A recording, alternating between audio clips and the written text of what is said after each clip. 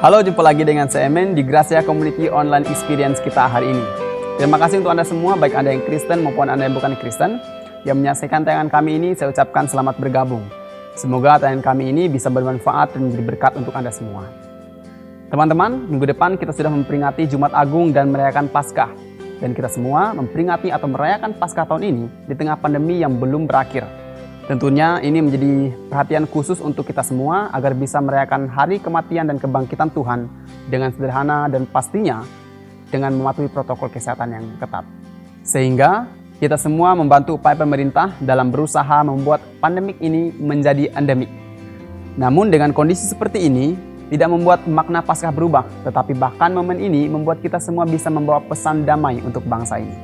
Dan kita menyaksikan perang antara negara sedang terjadi beberapa waktu ini. Keadaan yang damai, ekonomi yang berkembang, gedung-gedung pusat bisnis dan wisata yang telah terbangun begitu megahnya secara bertahun-tahun ini hancur luluh dalam sekejap karena perang. Perang memang menimbulkan kehancuran dan penderitaan. Kita bersyukur Indonesia senantiasa dalam lindungan Tuhan. Kita semua wajib menjaga Indonesia, harus tetap damai, terhindar dari perpecahan, peperangan, dan pertikaian antara anak bangsa.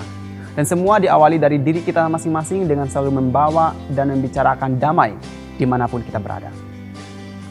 Bicara damai, sebentar Ibu Pendeta Louis menyampaikan untuk kita semua pentingnya bicara damai.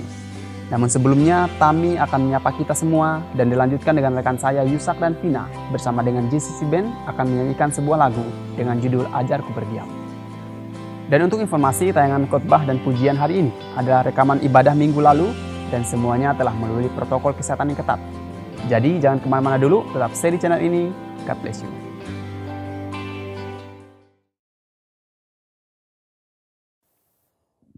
Selamat malam Bapak Ibu Saudara, saya sedikit cerita pengalaman saya. Suatu ketika saya pernah memutuskan hubungan dengan seorang dan itu buat saya gelisah dan bahkan buat saya sulit tidur karena kepikiran terus. Mungkin Bapak Ibu Saudara juga punya pengalaman sulit tidur, entah karena mikirin masalah keluarga, pekerjaan, sekolah, atau karena berbagai macam masalah lainnya. Yang saya mau kita pikirkan sekarang adalah bagaimana seorang yang punya masalah bisa tidur dengan nyenyak. Saya yakin dia pasti tidak bisa tidur dengan nyenyak. Apa yang bisa kita lakukan saat kita punya masalah? Kita mungkin akan curhat sama teman atau sahabat kita. Atau sebaliknya, yang kita lakukan, kita mabok, konsumsi obat terlarang, dan lain sebagainya. Inilah cara yang disebut dengan katarsis. Katarsis adalah cara seorang untuk meluapkan atau mengeluarkan emosinya. Tujuannya supaya ia lega. Tapi cara katarsis tadi ternyata tidak bisa menolong. Lalu bagaimana cara supaya bisa menolong kita? Di sini kita belajar dari pengalaman Daud dalam Mazmur 4 ayat 9. Yaitu saat dia menghadapi masalah yang begitu berat dalam hidupnya. Daud curhat sama Tuhan. Tetapi curhatan Daud sama Tuhan ini bukanlah sekedar sebagai seorang yang beragama. Bukan sekedar cari hiburan, sekedar mengisi waktu kosong. Namun seperti curhatan seorang anak kepada bapaknya. Jadi Daud percaya bukan sekedar menerima jawaban dari Tuhan, tapi Tuhan juga sediakan apa yang Daud minta. Sehingga selesai curhat sama Tuhan, Daud pun lega dan bisa tidur nyenyak. Tuhan memberikan hatinya atas curhatan kita. Bicaralah sama Tuhan dengan hati, baru kita bisa merasakan hati Tuhan. Berikan hati kita sama Tuhan. Biar Tuhan bicara melalui hati kita. Tuhan datang ke hati kita ketika hati ini bebas dari perasaan tidak layak. Daud bukanlah orang yang sempurna. Dia bahkan pernah melakukan perzinahan dan pembunuhan. Tetapi dia mau datang sama Tuhan dengan segala kekurangan dan kelemahan yang ia miliki. Jadi apa yang bisa kita lakukan? Apakah kita sudah jadi teman curhat bagi orang lain?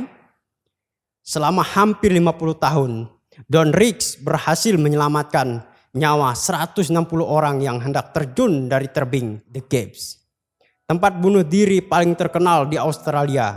Daud memutuskan untuk tinggal dekat di seberang jalan dari The Gap. Tidak banyak yang dia bisa lakukan. Saat melihat seorang yang mungkin akan lompat dari tebing itu, dia akan datang, berjalan, mendekatinya, dan kemudian mengajaknya ngobrol sambil minum teh di rumahnya. Ajakan Don Rick ini menginspirasi kita untuk mengajak sahabat, teman, atau bahkan tetangga kita untuk ngobrol bareng sambil menikmati minuman teh, mungkin kopi, atau mungkin bahkan bisa diajak minum bir, ya. Asalkan jangan sampai mabok. Jadi jadikan Tuhan sebagai sahabat. Sediakan waktu kita untuk bicara dari hati ke hati sama Tuhan. Ceritakan semuanya karena Dia mengerti apa yang kita katakan. Dia welcome, menerima diri kita apa adanya. Jadi datanglah sama Tuhan tanpa rasa diteror dengan hati tidak layak. Sekian and God bless. Berbahagialah setiap kita orang-orang yang menanti-nantikan Tuhan. Karena apa Bapak Ibu? Karena kita akan diberi kekuatan baru. Amin. Seumpama burung Raja Wali yang naik terbang dengan kekuatan sayapnya. Kita berlari tidak menjadi lelah. Kita berjalan tidak menjadi lesu. Berikan kemuliaan buat Tuhan Allah kita. Mari kita lebih lagi memuji Tuhan siang hari ini. Boleh tepuk tangan di atas kepala Bapak Ibu.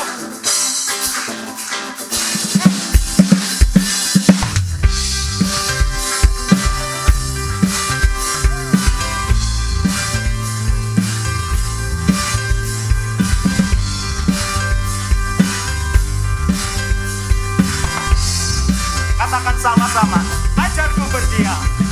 Ajarku berdiam. Yes. Dekat di hatimu. Saat ku berpaling, temukan cintamu. Di sana kau menanti untuk bawaku lagi bersekutu dalam damai yang sejati. Yang merindukan kuasa Tuhan, angkat tangan kita. Damai hadirmu.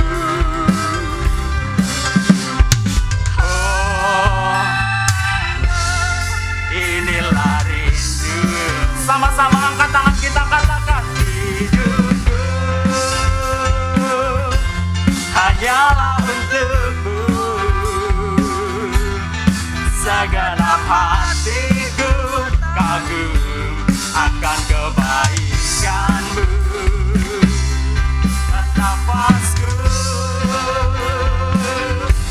menceritakan kasihmu. Ajarku berdiam dekat di hatimu.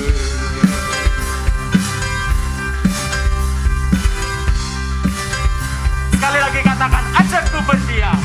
Ajarku berdiam. Oh haleluya. Dekat di hatimu. Saat ku berpaling, temukan cintamu. Sana kau menanti untuk bawaku lagi bersekutu dalam damai yang sejati. Saya ingin melihat tangan-tangan yang terangkat siang hari ini.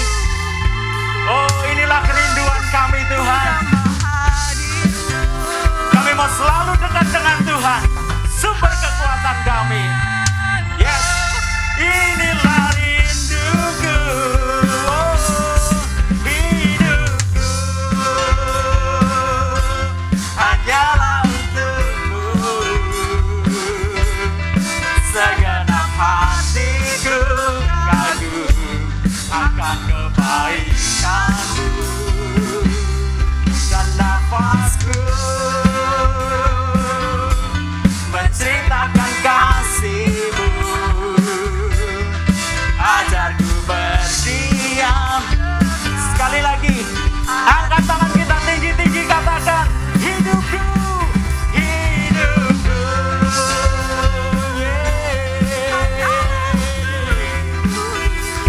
kasih Tuhan, segenap hatiku kagum akan kebaikan-Mu. Napasku menceritakan kasih-Mu. Oh, ajarku berdiam dekat di hati-Mu. Ajarku berdiam dekat di hati-Mu. Ajarku berdiam dekat di hati-Mu.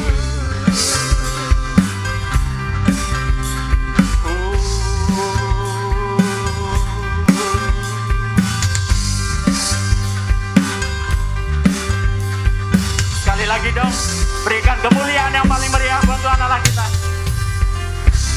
Puji nama Tuhan. Adalah baik menantikan dengan diam pertolongan. Selamat pagi Bapak Ibu semuanya. Saya bersyukur kepada Tuhan kalau hari ini kami masih bisa berkumpul bersama-sama untuk mempermuliakan nama Tuhan. Melalui kesempatan ini saya juga mengucapkan banyak-banyak terima kasih untuk perhatian, untuk doa Bapak Ibu semuanya sepanjang minggu yang lalu di saat Tuhan memberikan usia ke-72 bagi saya dan juga pelayanan ke-52. Banyak saudara-saudara sudah mendoakan dan memberikan ucapan selamat.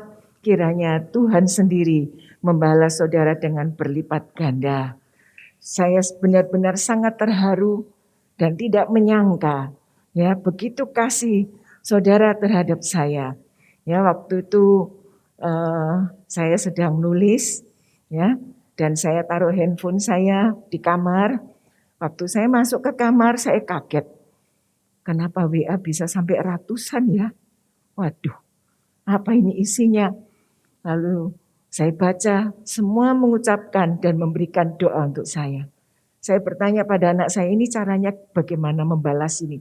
Kalau balas satu-satu tuh lama sekali. Dan ternyata memang tidak bisa dibalas sekaligus. Saya membalas itu tiap-tiap pribadi kurang lebih 4 jam. Saudara-saudara. Dan saya bersyukur kepada Tuhan. Karena Tuhan tetap baik untuk saya. Dan juga baik untuk saudara semua. Amin. Haleluya. Mari pagi hari ini saya akan berbicara tentang bicarakan damai. Tadi pagi waktu ibadah ini akan dimulai, Bu Feni sudah mulai bicara. Bicara tentang apa? Kenaikan harga. Ya, kenaikan kebutuhan rumah tangga. Saudara-saudara, memang kehidupan normal manusia tidak bisa dilakukan tanpa berbicara, ya. Bicara itu dilakukan setiap hari, mulai kita bangun pagi sampai menjelang tidur malam. Dalam keluarga, dalam pekerjaan, dalam pergaulan, di sekolah, dalam berhubungan dengan sesama. Ya, tidak mustahil kalau kita berhubungan dengan sesama lalu kita diam-diam saja. Ya kan? Pasti saat kita berhubungan, kita akan berbicara. Saudara-saudara, untuk memelihara suatu hubungan yang baik, diperlukan juga pertemuan, pertemanan, dan pembicaraan. Dengan melakukan itu, kita akan bisa ngobrol dengan baik. Kita akan bisa berbincang-bincang dengan baik. Saudara-saudara, ngobrol itu merupakan konstruksi sosial yang fungsinya sebagai dasar untuk terjalinnya suatu pertemanan. Kalau orang nggak pernah ngobrol, ya pasti orang itu nggak punya teman. Habis ngobrol itu kan butuh sesama yang mendampingi. Jadi kalau kita sering ngobrol, kita akan punya banyak teman. Entah lewat apa, bisa lewat percakapan sehari-hari, sekarang bisa lewat medsos, ya, bisa lewat handphone yang saudara terima, saudara bisa ngobrol. Ya, saudara-saudara. Nah, apa yang sering kita bicarakan atau obrolkan saat kita bertemu dengan teman, dengan keluarga, dengan sahabat? Obrolan itu, pembicaraan itu bermutu atau hanya sekedar gosip? Pembicaraan yang tidak bermutu. Saudara-saudara, hari-hari ini kita sering mendengar pembicaraan-pembicaraan di antara sesama kita. Mungkin di dalam keluarga, di antara tetangga, ya, di antara sesama rekan kerja, ya. Selain berita tentang pandemi yang terus bergantian, virus yang datangnya tidak pernah putus, ya. Dan sekarang kenaikan harga-harga pangan mulai dibicarakan. Kenaikan bensin, kenaikan minyak, dan lain-lainnya. Dan ini semua pembicaraan yang tidak membuat kita nyaman. Ya kan? Membuat kita bingung. Lalu mulai antri minyak. Saudara-saudara, mulai menimbun minyak. Mulai melakukan hal-hal yang rasanya aneh. Yang lalu-lalu belum pernah dilakukan. Nah, saudara-saudara, dalam ngobrol itu harus kita perhatikan. Bahwa saat kita berbicara, kita harus memberikan semangat. Kita harus memberkati orang yang kita ajak bicara. Kita boleh berbeda pendapat, tetapi beda pendapat itu tidak membuat kita untuk bertengkar, untuk berpisah, tetapi untuk sama-sama belajar dan mencari yang terbaik.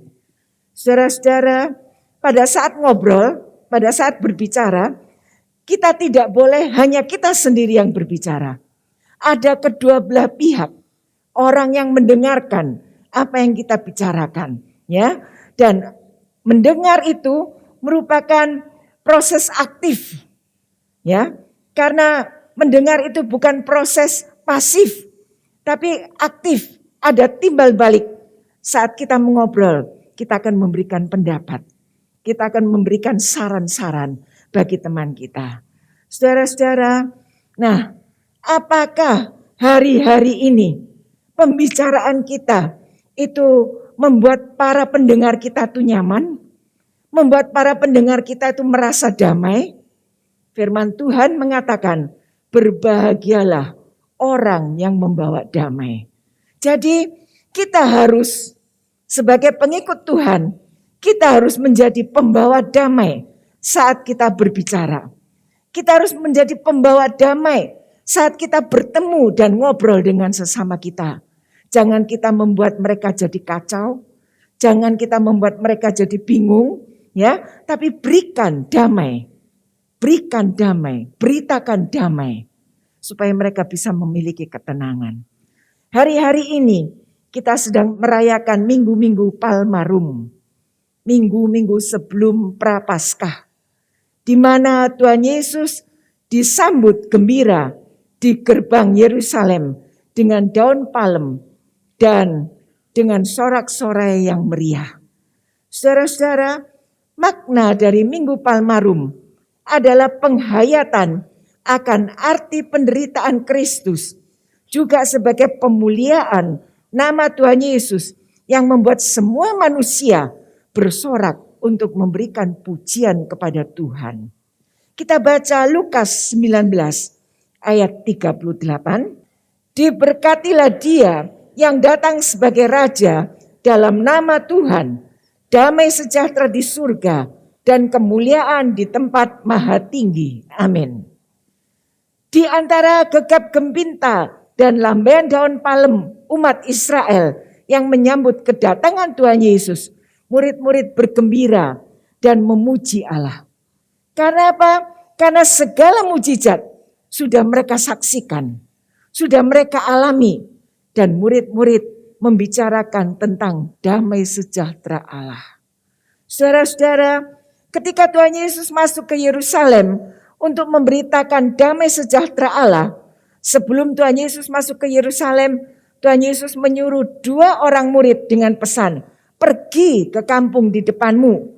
Di situ kamu akan segera menemukan seekor keledai betina tertambat, terikat, dan anaknya ada di dekatnya. Lepaskan keledai itu dan bawa keduanya kepadaku. Dan jikalau ada orang menegur kamu dengan mengatakan, mengapa kamu lakukan itu?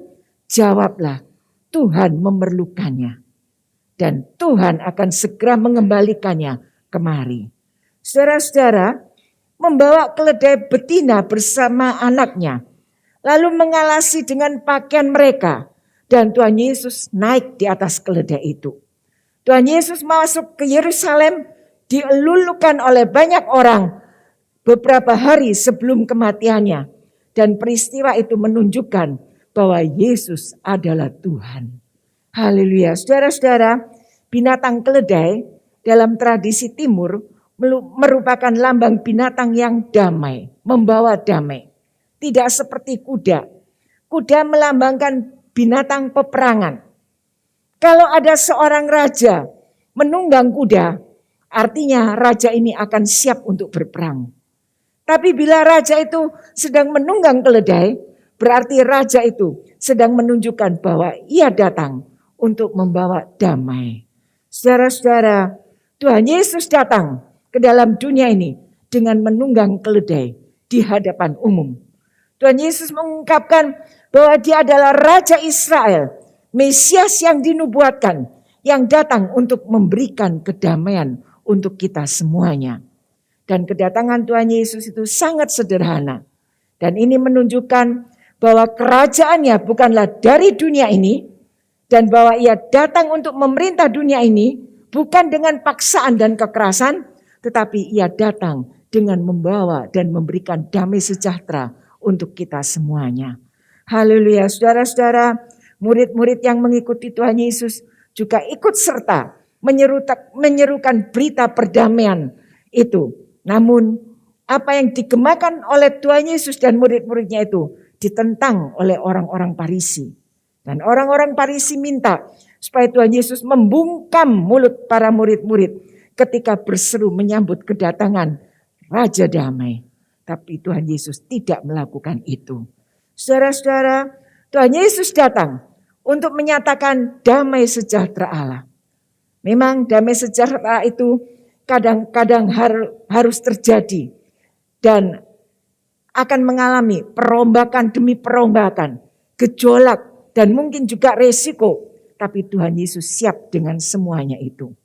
Masuknya Tuhan Yesus ke Yerusalem benar-benar ingin menegakkan nama Yerusalem, tempat di mana damai itu benar-benar ada.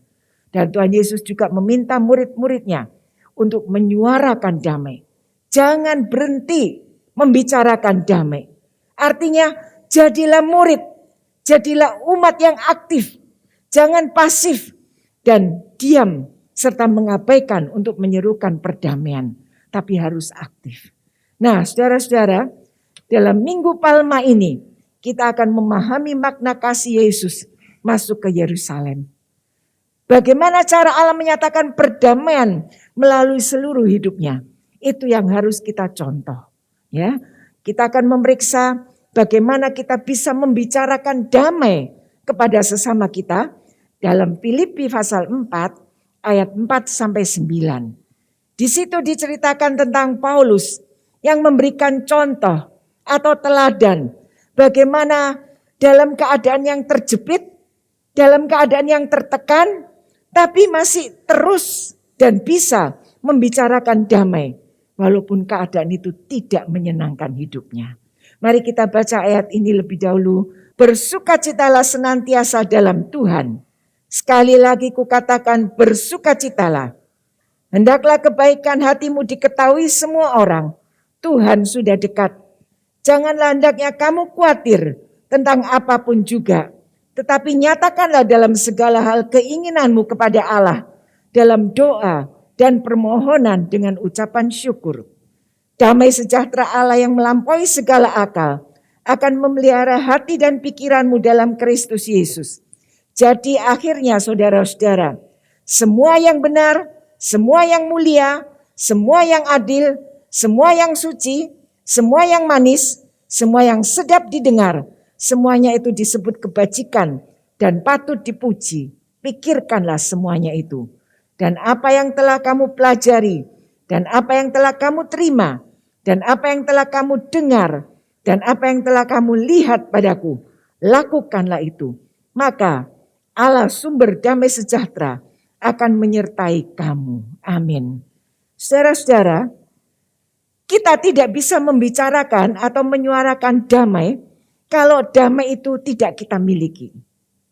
Jadi sebelum kita membicarakan damai kepada orang lain, kita harus memiliki lebih dahulu damai itu dalam hati kita, dalam hidup kita. Banyak pengikut Yesus tidak bisa membicarakan damai sejahtera kepada sesamanya karena dirinya sendiri kekurangan damai. Ya, sehingga semua pembicaraan yang diucapkan selama berinteraksi dengan sesama hanya merupakan keluhan demi keluhan. Pembicaraan itu hanya berkisar sekitar keperluan dan kepentingannya sendiri. Saudara-saudara, kita harus bisa menyuarakan kedamaian. Dan orang yang suka damai biasanya menyukai juga kebenaran. Karena damai dan kebenaran ini serangkai, tidak bisa terpisah. Ya, tidak ada damai kalau tidak ada kebenaran. Kalau kita menemukan damai, berarti di situ ada kebenaran. Karena damai dan kebenaran tidak terpisahkan. Saudara-saudara, ada orang yang membawa damai. Orang itu berani menegur, ya, kepalsuan-kepalsuan. Orang yang membawa damai tidak takut, ya, tidak salah kalau dia berani menegur seseorang untuk memperbaiki hidup orang itu. Ada 3 cara atau prinsip untuk memiliki damai dan membicarakan damai. Yang pertama, tadi kita sudah baca dalam ayat 4 dan 5, kita harus memiliki sukacita. Bersukacita senantiasa. Orang yang memiliki damai sejahtera dalam hidupnya pasti mengalami sukacita. Dan orang yang mengalami sukacita, dia akan berusaha dan terus membicarakan damai sejahtera. Saudara-saudara, Paulus memberikan teladan yang luar biasa tentang sukacita. Kondisi Paulus saat itu tidak memungkinkan dia untuk bersukacita. Karena Paulus mengalami penganiayaan, dipenjara, bahkan mendapat ancaman akan dihukum mati. Namun Paulus memiliki kehidupan batin yang penuh dengan sukacita. Paulus tidak meminta jemaat untuk berbahagia, tetapi bersukacita. Ya, bersukacita terus di dalam Tuhan. Saudara-saudara, mengapa Paulus mengatakan demikian? Karena Paulus mengatakan hendaklah kebaikanmu diketahui oleh semua orang karena Tuhan sudah dekat. Sukacita itu ada dalam hati, merupakan kualitas batin yang tidak terlihat. Namun hasil dari sukacita, kebaikan hati itu bisa dirasakan oleh banyak orang yang ada di sekitar kita. Berapa banyak sukacita sudah kita bagikan kepada orang sekitar kita. Saudara-saudara, yang dimaksud Paulus di sini adalah orang yang mampu terus bersukacita kalau dia bisa memberikan reaksi yang benar terhadap sesama dan terhadap lingkungannya. Sukacita dan kelembutan harus disertai dengan kesadaran bahwa Tuhan Yesus akan datang kembali dengan segera. Dan biarlah damai sejahtera itu tetap kita pelihara. Haleluya. Zig Ziglar, seorang motivator dalam kepemimpinannya mengatakan, orang yang paling melarat di dunia adalah orang tanpa senyum. Ngerti saudara? Orang yang paling miskin, orang yang paling melarat di dunia adalah orang tanpa senyum. Mengapa? Karena seberat apapun keadaan seorang pengikut Yesus, dia harus mampu merespon dan menunjukkan kelembutan yang diwujudkan dalam senyuman. Ya, senyuman menjadikan hidup lebih manis. Saudara boleh tidak mempunyai hal-hal yang istimewa, berharga seperti orang lain.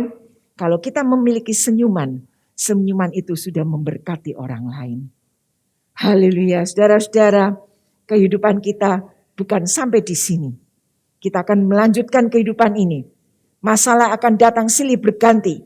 Tantangan dalam kehidupan tetap ada. Namun sebagai pengikut Yesus, kita bisa tetap tenang, damai.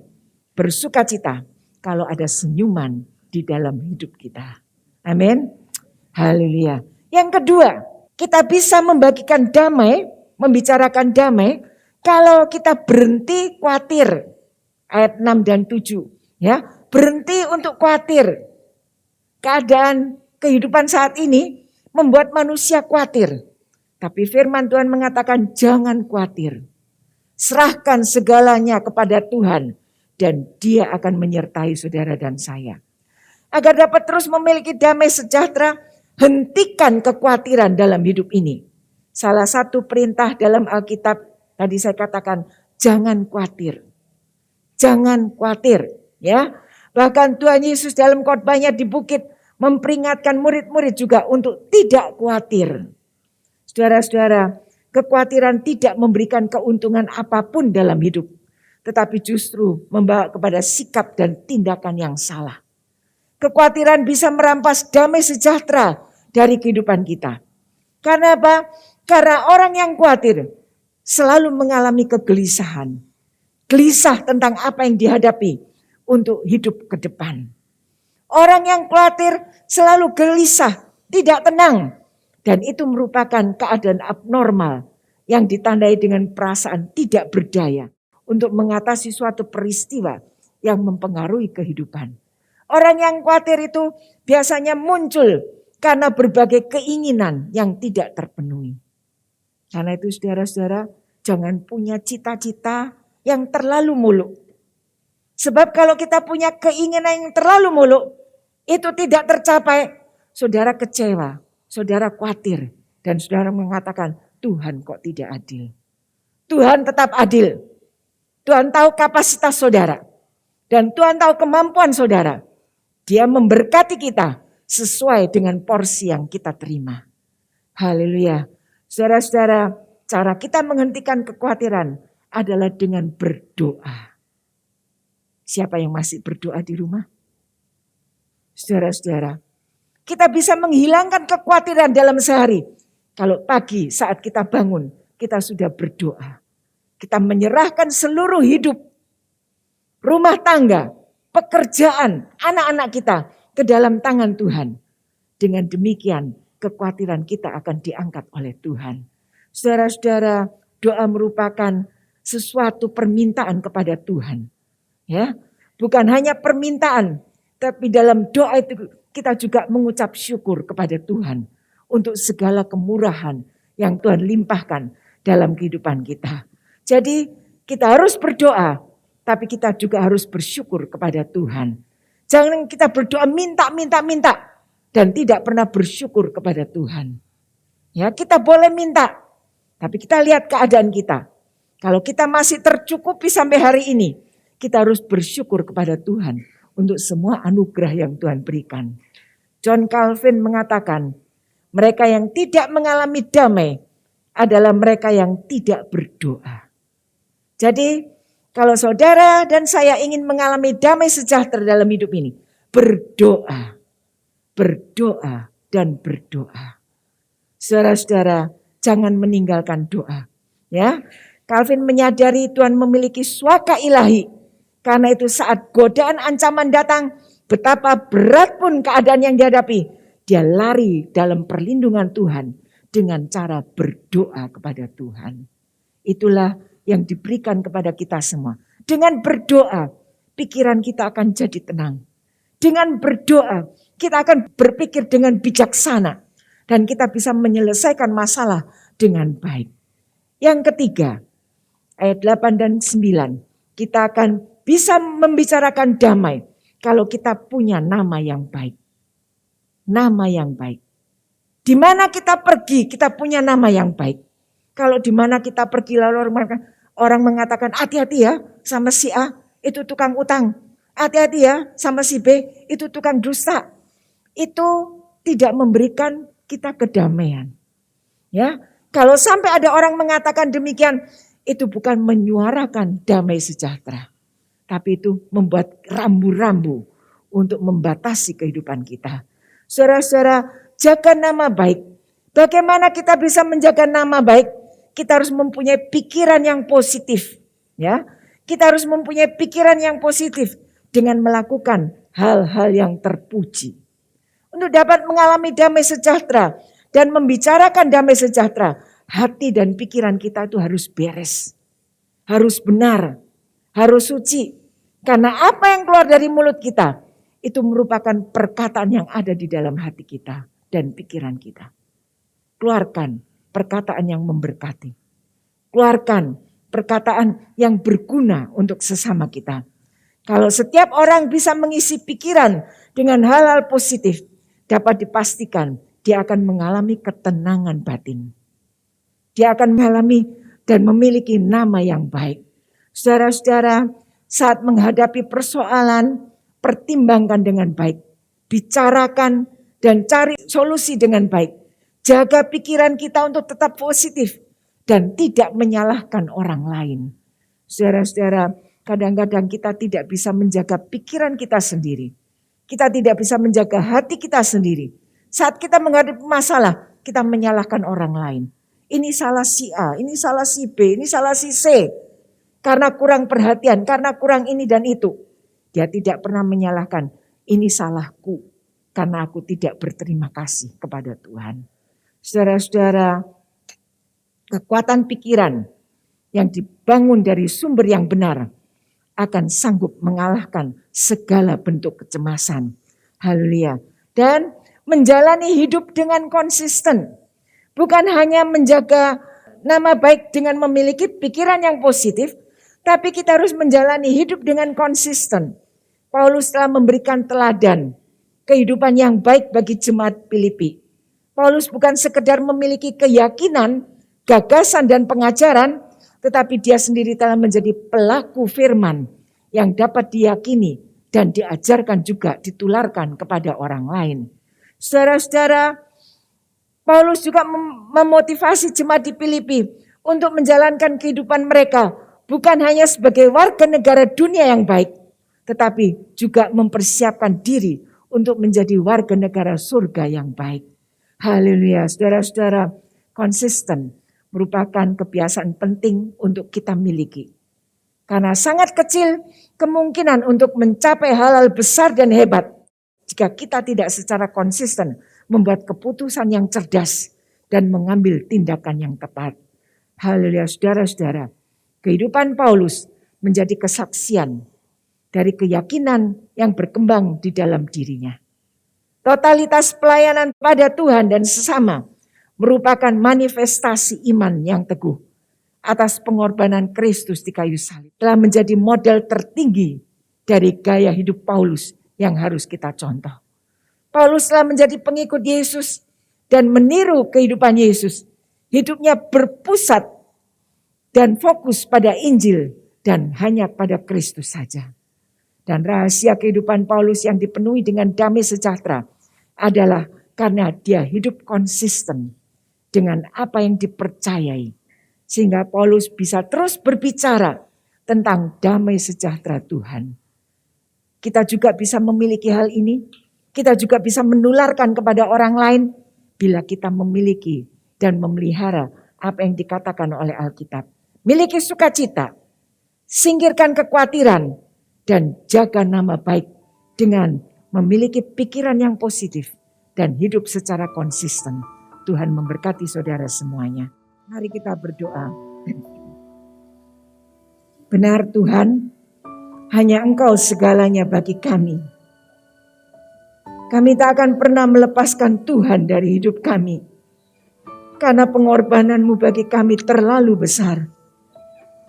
Biarlah melalui kehidupan kami ini, kami terus bisa membicarakan kebesaran Tuhan, serta damai sejahtera yang telah Tuhan limpahkan bagi kehidupan kami semua.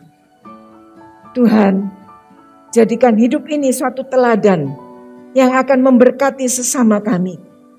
Karena kami memiliki kehidupan yang dipenuhi dengan sukacita Tuhan. Hidup yang bebas dari kekhawatiran. Hidup yang selalu menjaga nama baik. Sehingga hidup ini benar-benar menceritakan damai Kristus bagi orang yang ada di sekeliling kami. Terima kasih Tuhan untuk kesempatan kami beribadah hari ini. Terima kasih Tuhan karena kami diberi kesempatan juga untuk memberikan persembahan korban syukur bagi Tuhan. Berkati semua persembahan-persembahan yang kami berikan sebagai persembahan yang harum dan berkenan di hadapan Tuhan. Dan biarlah persembahan ini boleh menunjang semua program gereja kami ini. Dan berkatilah juga rumah tangga kami, keluarga kami, anak-anak kami, serta usaha pekerjaan yang kami lakukan setiap hari dengan penuh perjuangan. Tuhan, berikan perlindungan bagi kami semua, diberi kekuatan kesehatan yang prima, sehingga kami bisa terus melakukan tugas-tugas kami dengan baik. Kami juga berdoa untuk saudara-saudara kami yang saat ini sedang menjalankan ibadah puasa. Beri mereka juga kekuatan, kesehatan, kedamaian, keamanan dalam menjalankan kewajiban mereka sampai selesai. Terima kasih Tuhan. Berkati kami semua yang hadir dalam ibadah kami hari ini. Berkati semua volunteer yang melayani Tuhan hari ini juga. Dan saudara-saudara, mari kita menadahkan tangan kita dan terimalah berkat Tuhan. Tuhan memberkati dan melindungi engkau. Tuhan menyinari engkau dengan wajah-Nya dan memberikan kasih karunia. Tuhan menghadapkan wajah-Nya kepadamu dan memberikan damai sejahtera. Berkat dari Allah Bapa, Allah Anak dan Allah Roh Kudus menyertai dan membuat kami semua untuk dapat selalu menyampaikan dan mengatakan berkat damai sejahtera bagi orang-orang yang ada di sekitar kami mulai hari ini sampai Maranatha Tuhan Yesus datang kembali yang kedua kalinya. Bersama-sama kita katakan dalam nama Tuhan Yesus Kristus, Juru Selamat kami sudah berdoa. Amin.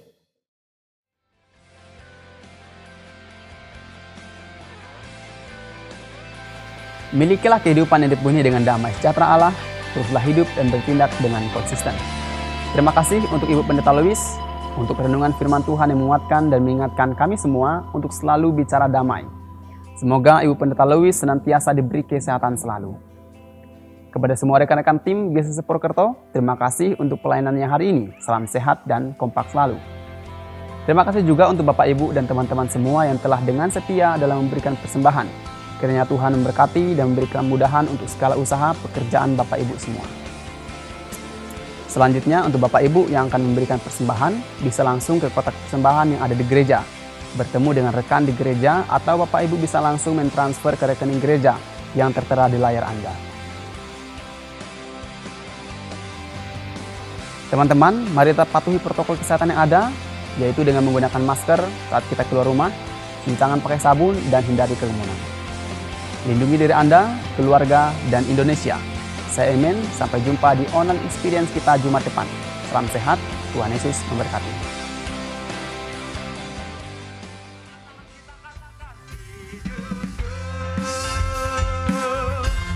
Hanyalah bentukmu, segala hatiku kagum akan kebaikanmu. Nafasku menceritakan kasih-Mu, ajarku berdiam dekat di hati-Mu.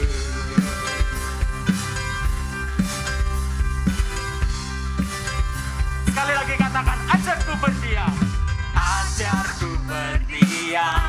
Oh haleluya, dekat di hati-Mu. Saat ku berpaling, temukan cinta-Mu. Sana kau menanti untuk bawaku lagi bersekutu dalam damai yang sejati. Saya ingin melihat tangan-tangan yang terangkat siang hari ini. Oh, inilah kerinduan kami Tuhan. Kami mau selalu dekat dengan Tuhan. Super